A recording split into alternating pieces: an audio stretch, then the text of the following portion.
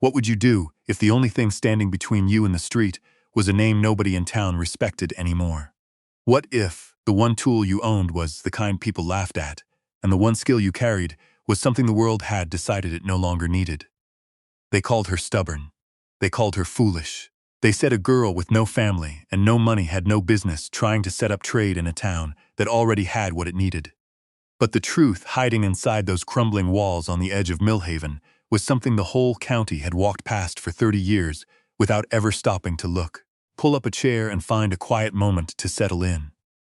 Let us know in the comments where you're listening from tonight, as we tell you the story of Nora Fenn and the forgotten Cooperage on the far end of Cutter's Lane.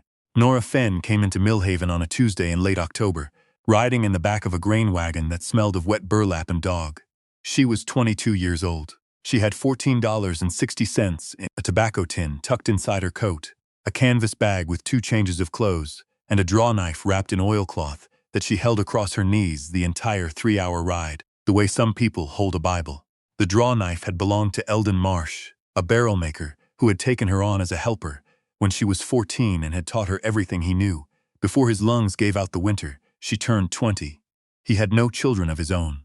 He left her the tools, the knowledge, and the name of a town in the hill country where, he said, a woman who could make a proper barrel would never go hungry. He had been wrong about a lot of things by the end. She wasn't sure yet if he'd been wrong about this. The wagon driver let her off at the crossroads by the feed store and pointed her down the main street without much ceremony. Millhaven was the kind of town that sized a person up fast. She could feel it happening as she walked. The women in front of the dry goods store noted her coat, decent wool, but mended at the elbows. The men outside the hardware exchange noted the canvas bag, the lone bundle of wrapped tools, the absence of a husband walking beside her. A girl arriving alone in a town like this, in October, with the cold coming. There was only one story people reached for, and it wasn't a flattering one. She had grown up understanding how that particular story got told. She let them tell it. She kept walking. Her first stop was the land office, or what passed for one in Millhaven, a cramped back room in the county clerk's building, presided over by a man named Gerald Pearce, who wore his spectacles on the very tip of his nose and seemed personally offended by anyone who came in after 2 in the afternoon. She told him she was looking for a trade property, something small and workable, preferably with a structure already on it. Coopering, she said. She made barrels. He stared at her over his spectacles for a long moment. You make barrels, he repeated. Yes, sir. He turned back to his ledger as if reconsidering the conversation. There's the old Tatum Cooperage on Cutter's Lane, he said finally, his voice carrying the particular flatness of a man reporting a fact he considers irrelevant. Hasn't operated in close to 30 years. Buildings in rough shape. Property reverted to the county for back taxes about 12 years ago. Nobody's wanted it. He named the price. It was $58. She had $14.60. She told him so without flinching. He looked at her again. Then, slowly, as if against his own better judgment, he told her the county had a lease arrangement for distressed properties. She could take occupancy and apply rent toward eventual purchase, provided she could demonstrate active trade use within 90 days. 90 days. The first frost was already past. She had $14.60, a draw knife, and a skill that Millhaven apparently hadn't needed for 30 years. I'll take it, she said.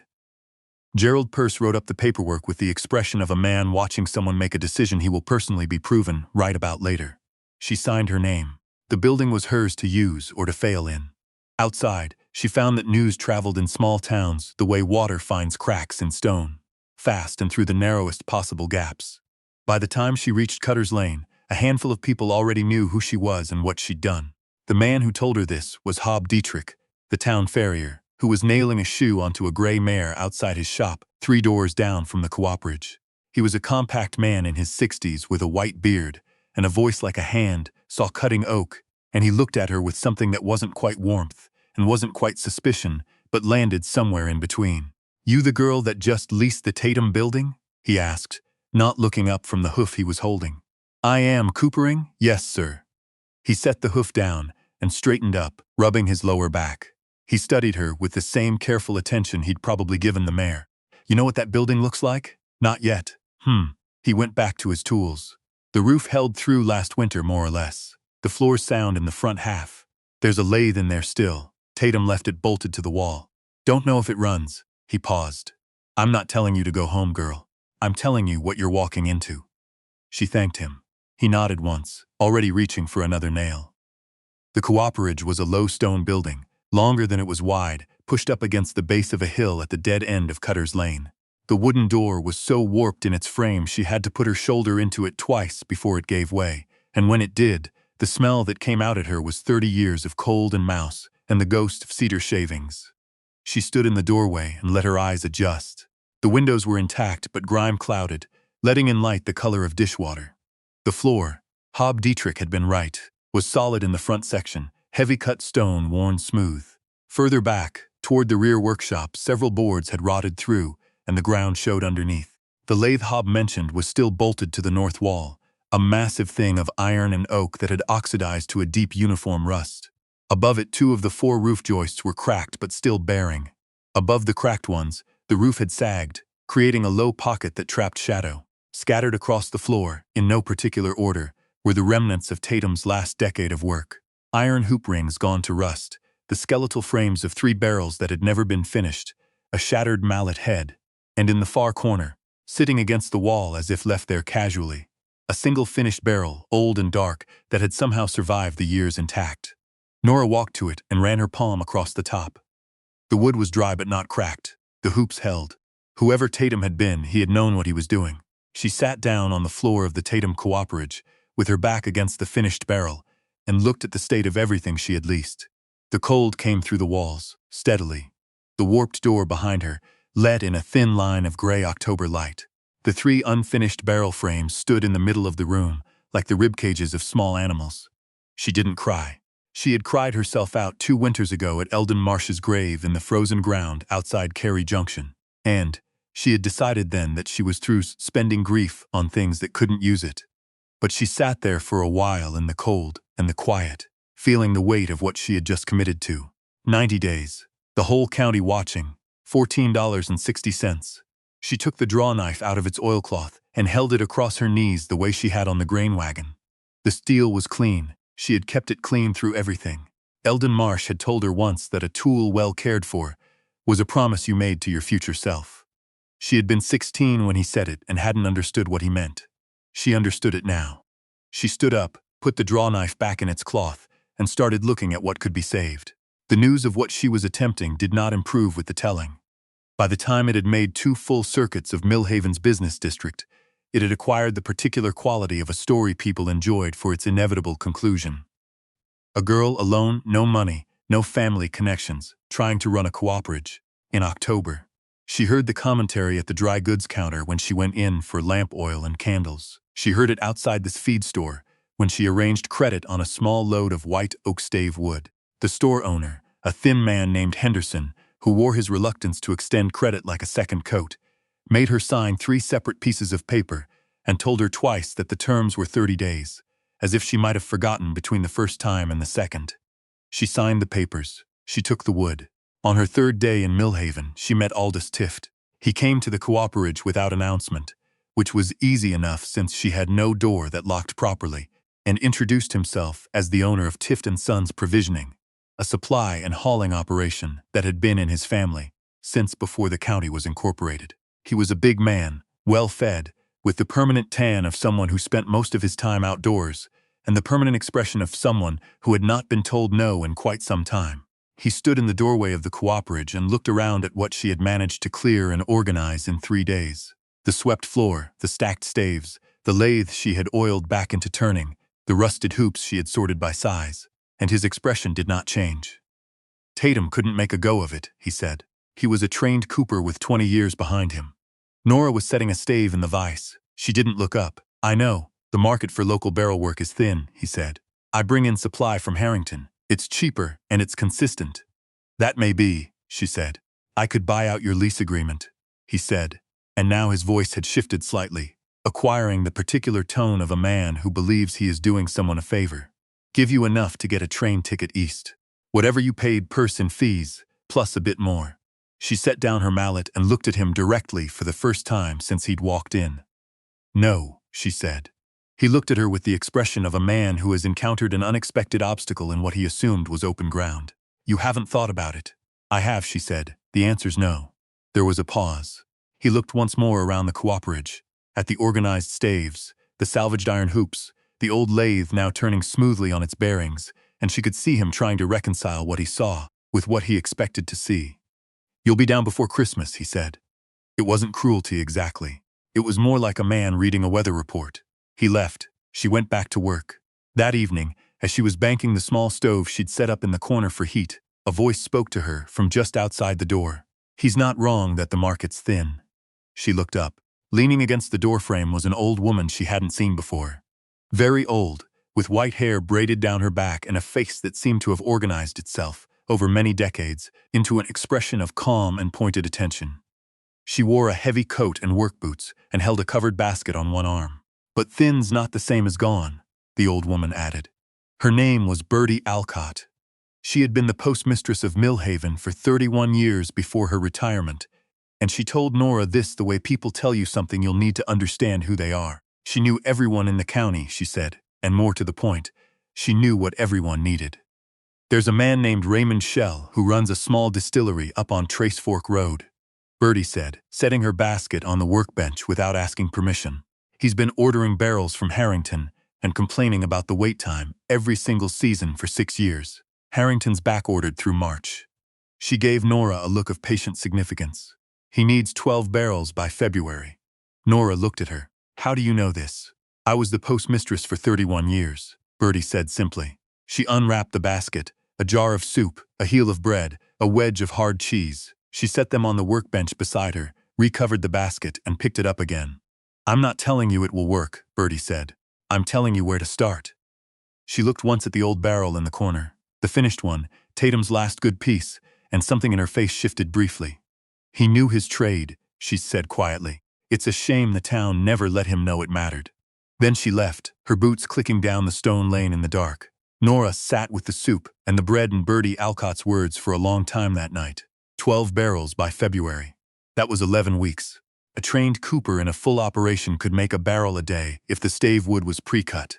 She was working alone, with salvaged equipment, in a building that still had 2 soft spots in the back floor. She would need to source more stave wood, more hoops, charring materials for the interior if Shell wanted them fired.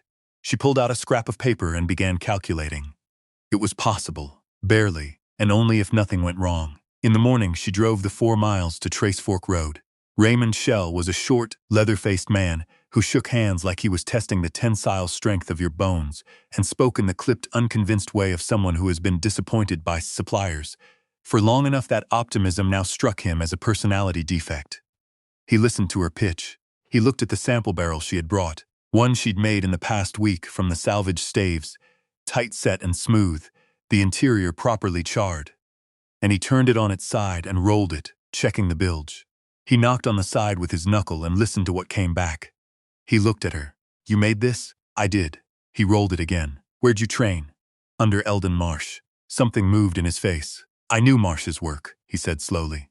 "He made the first 6 barrels I ever used. Man knew wood." "He did," Nora said. Shell was quiet for a moment. Then, 12 barrels, standard aging size, interior charred to a number 3, delivered to this property no later than the 10th of February. "I'll pay you $15 a barrel upon delivery, not before." He held out his hand. "That means all 12 arrive. Not 9, not 11. She shook it. "All 12, she said.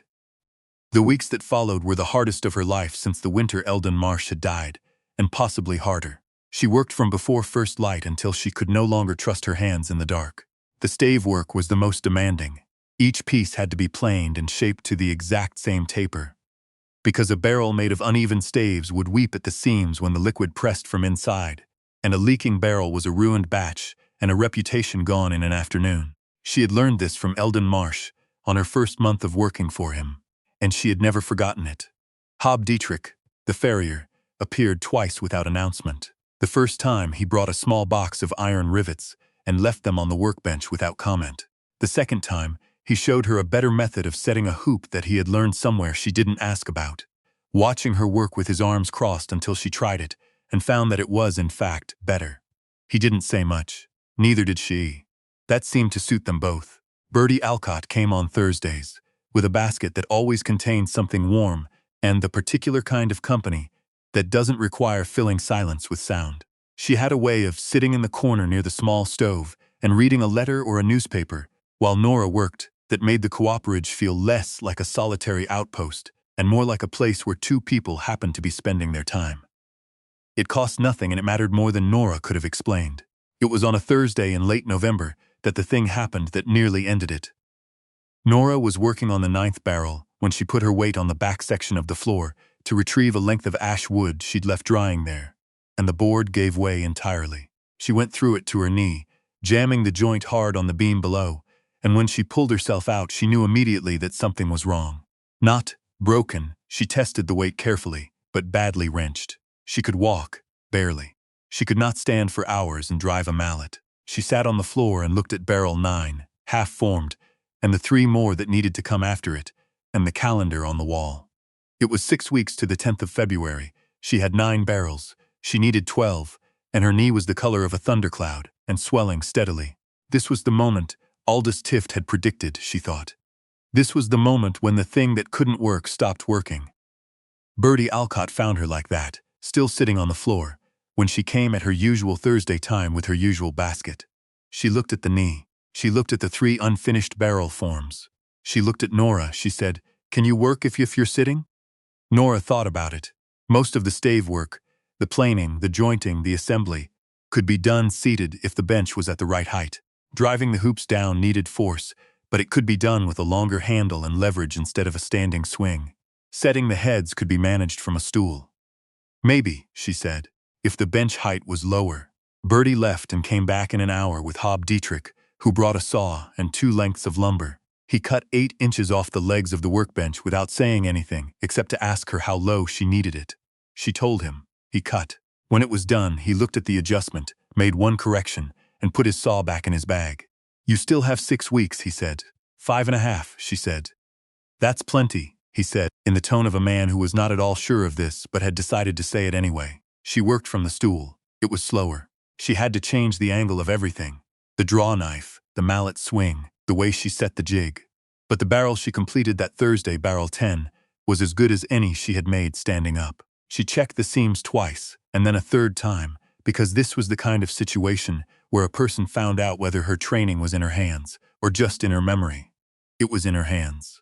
She made barrel 11 in 4 days, working through a cold snap that turned the inside of the Cooperage into something that could have stored meat. She wore 2 pairs of gloves with the fingertips cut away and kept a mug of hot water next to her stool to warm her hands when they stiffened. The knee improved slowly, and by the end of the 1st week, she could stand for short stretches, which she used only for tasks that truly required it, charring the interior of each finished barrel, which she did with a controlled burn of dried oak chips fed through the bunghole, timing it to Eldon Marsh's instruction of exactly 90 seconds for a number 3 char. He had made her count it out loud until the number was burned into some part of her brain that didn't forget things. 1, 2, 3, all the way to 90, every barrel, every time. She still counted out loud, alone in the Cooperage in the dark, while the interior of each barrel glowed orange and the smell of charred oak filled the room. Barrel 12 was finished on the 7th of February. She sat on her stool for a long time after she set the last hoop. The Cooperage was quiet around her. 12 barrels stood in 2 rows like a congregation of dark, patient shapes, each one smooth and tight and exactly what it was supposed to be. Her knee ached. Her hands had cuts across the knuckles that had healed and reopened so many times they were now simply part of what her hands looked like. Her back had a specific complaint about the last 3 weeks of stool work that she suspected it might carry for the rest of her life. She thought about Eldon Marsh. She thought about what he had seen in her at 14, some quality she had not seen in herself, and had spent 6 years quietly building on. She thought about the draw knife wrapped in oilcloth, still sitting on the corner of the workbench where she could see it every day. The stone remembers, she thought, though she couldn't have said exactly where the thought came from. The work remembers. She delivered the 12 barrels to Trace Fork Road on the 8th, with 2 days to spare, using a rented flatbed she paid for out of her dwindling reserve. Raymond Shell received them without ceremony, inspecting each one the way he had inspected her sample, rolling it, knocking it, checking the bilge. He went down the row of 12 without speaking. Then he stopped at the last one and crouched down to look at the seam on the base. He was quiet for a moment. "Who taught you how to set a base joint like this?" he asked. "Eldon Marsh," she said. He stayed crouched for another moment, looking at the joint. When he stood up, he reached into his coat and produced an envelope, which he handed her. Inside was the agreed payment, $180. "I'll need 8 more in the spring," he said.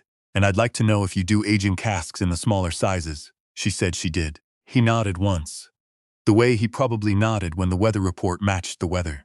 "Then I'll be in touch." She drove back to Millhaven with the envelope in her coat pocket and the empty flatbed rattling behind her, and she let herself feel. For the first time since she had arrived in this town, something that was not caution or calculation or grim resolve. What had shifted in Millhaven over those weeks was the kind of thing that happens in small towns not all at once but in increments, the way a river changes a bank, gradually and then undeniably. The Sawyer family, whose farm sat a mile past Cutter's Lane, had come to her in December for a repair on a cracked cider barrel. She had fixed it in an afternoon and charged them fairly. They had told someone, who had told someone else. By January, there were other small jobs coming in. A cracked butter churn for a farm wife in the North Valley. A set of brine barrels for the new butcher who had opened on State Street. A church elder who needed a rain barrel repaired before the thaw. None of it was large. Together, it added up to something that began to resemble a trade. Gerald Peirce came to the Cooperage in early March, spectacles on his nose, ledger under his arm, to review her lease terms. He looked at the 12 production barrels she had made since delivering Shell's order. He looked at the lathe, clean and well-oiled. He looked at the floor, which Hob Dietrich had helped her repair with new-cut boards. He asked her a series of questions in his flat, official voice. She answered them. At the end, he closed his ledger. "I believe we can convert this to a standard purchase agreement," he said, in the tone of a man reporting a fact, not conferring a gift. "Provided you maintain the documented trade usage." "I will," she said. He wrote it up. She signed it. Aldous Tiff did not come to congratulate her. But in late February, his supply manager had come, quietly and without ceremony, to ask about pricing on a steady order of transport barrels. She had quoted him a fair price. He had agreed to it. The conversation had lasted less than 10 minutes and had the specific quality of an armistice, rather than a friendship, which was fine with her. The Cooperage on Cutter's Lane was not glamorous. The roof still leaked in one corner when the rain came from the northwest, and the door had never gotten truly square in its frame. The floor was patched in places.